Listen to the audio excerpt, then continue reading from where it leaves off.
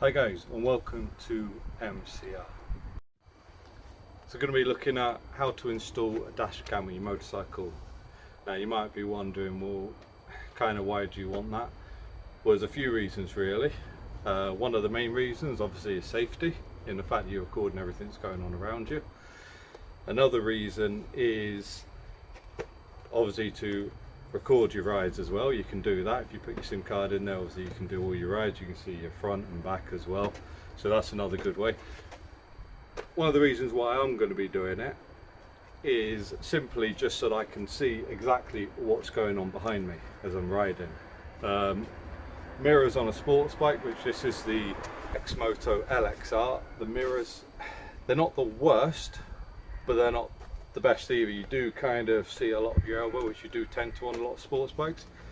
So I'm hoping something like this will just give me a bit more of an idea what car drivers are doing behind me. So let's get on and install it. So what do you actually get in the box? Well, obviously you get your screen. This is a 3-inch screen, so it's pretty decent size, so hopefully I'll be able to see a lot behind me. It's also HD as well, which might help. You've got your 3 wires. It's really easy to install, proper easy. Basically that's your power cable, and then that'll be for your front camera and that'll be for your rear camera. What you've got here is, this is your power cable, so you can see it's got motorcycle recording power box right there. So you just hook that basically up to your battery. So I'll show you how to do that soon on one of these. And then you've got your rear camera, so your blue, and then you got your front camera, which is your yellow. So it's easy to install, it's easy to understand, everything's color coded, you can't really go wrong. So let's crack on, let's get this done. Right, so the first thing we need to do obviously is remove both seats, the pillion and the rider seat. How you do that on a Lexmoto LXR, all bikes are slightly different, so you will have to look at your owner's manual or something like that if you do have a different bike. But how you do that on a Lexmoto LXR is simple. Underneath there you have a key lock. Get your ignition key, put it in there, twist it, and your pillion seat comes straight off. Remove your key after, just recommendation. And then what you do with your rider seat, there's nothing to pull or anything like that. It's simply just remove straight off. As simple as that. You can get to everything you need underneath the seats now, the battery, the whole lot. That'll also help you to feed your wires through as well. So yeah, let's do that. Let's connect this all up. Right, so here's the battery right underneath the rider seat. So what you will need is, you will need a Phillips screwdriver or crosshead, whatever you call it. Everyone seems to call it differently. Pull these back. These are your covers for your terminals. Can be a bit of a pain at times.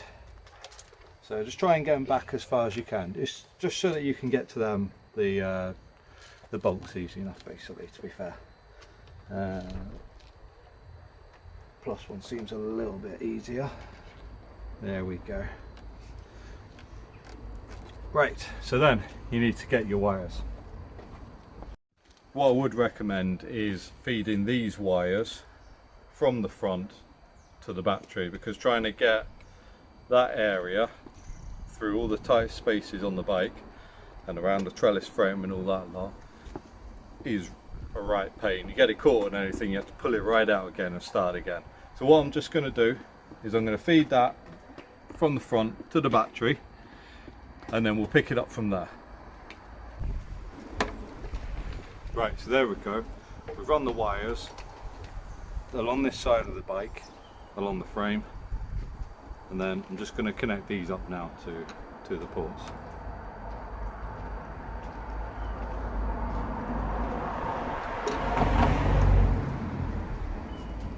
Right, now you don't need to undo them fully, just enough just to get that underneath somewhere. You might have to bend that down a bit just so you can get the cover over it. We'll get to that in a minute. So do it back up again, make sure it's tight enough. And then do the same one with the power as well, the positive side.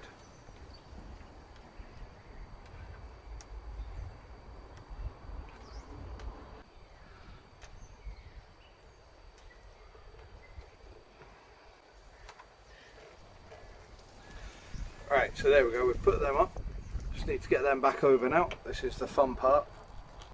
Like I said, you might need to bend that one down, so I think I'm going to have to, so I've just done that now. Let's just make sure that's done up properly. So there we go, we've got the power all connected up. What we'll need to do now is work out where I'm placing the camera, run the wires from the rear to the front of the bike.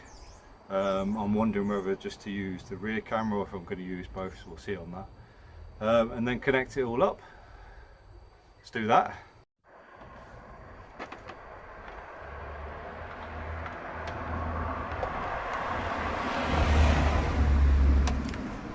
So this is the trickiest part you've got, is actually getting the wires from A to B.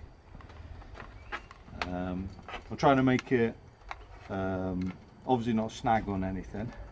You don't want the wires inside to break or snap or anything like that. So I'm trying not to get it to snag, but I also want it to run in a certain way so that it's all hidden sort of thing, rather than wires all over the place. As you can see in this bike, there are wires all over the place, and the reason why is because one of the previous owners attached LED lights to it, all underneath and all that lot. To be honest, I don't really want them on there, so I will end up taking them off at some stage. But they didn't really run the wires nicely, they seem to be all over the place. That kind of does my head in. I like everything to look nice, neat, easy to get to, stuff like that. And with all these wires all over the place, it's not the easiest to get to, or the easiest to get wires like this around. As you can see, it tangles up quite easily. So basically all I've done is I've gone through a little hole in the frame here to hold it obviously in place for the moment. So I've gone through a little hole just to make it look a lot tidier, to be fair. I'm trying to decide whether I'm going to run it this side of the bike or if I'm going to go across and run it from that side. To be fair, if I went across, I think I've got enough wire, so I should be right with doing that. So I think I will be doing that and following the wires that we've got with the lathe. So let's do that, the fun part. What I would recommend before you attach everything, because we did have one of these, this is the second one we bought. The last one we bought, rear camera didn't work, and I had attached everything all up right fast, to be fair. So test it before you connect everything up. So what I'm just going to do is connect the video camera up there. There we go. Make sure you got arrows on it. It does only go one way, to be fair, but make sure you just follow them. You probably know that anyway. And I will say one thing is, it's a lot easier if you've got someone that's got thinner fingers than you. I've got quite fat fingers, so all the fiddly bits, it's a right pain in the backside. Thankfully my wife has thinner fingers than me, so she did all that. But there you go, it started up, and there you go, you can see there, that's the rear camera. That's quite a good position, to be fair. I will see, there must be a way of getting it onto the full screen, so I will do that. Obviously that's what I want, because that's what I want it for. I'm not so bothered about filming as such really, but I don't know if you can see that there, but it's a tiny little screen, but there will be a way of making it full screen, I'm sure. I'll have to look through the instructions, probably in Chinese or something, but I'll have a look. And yeah, let's get it all connected up now. We can see that works. I'm still deciding whether to use the front one or not, so I'll decide that once I've connected the rest of it up. That's pretty simple to connect up, to be fair. So there we go. Right, well, we've attached the camera to the back. We've put it just above the reg plate, and we've bent it as well, so obviously it has a nice view of the back. So if you come over here, you can have a look at what I will see as a rider. So So there you go, nice clear picture, pretty easy to see, massive screen, perfect really. So there you go. So there you go, that's basically how you attach a dash cam to a motorcycle. Really easy, like I said, really simple, 2 wires, that's basically all it is. Everything else is color coded. Really simple, nice and easy. Thank you. Thanks for watching. Please do subscribe to the channel. Watch the other videos as well, please check them out. I do have another video on this, I will be doing more on this one as well. So yeah, I'll see you later. Bye.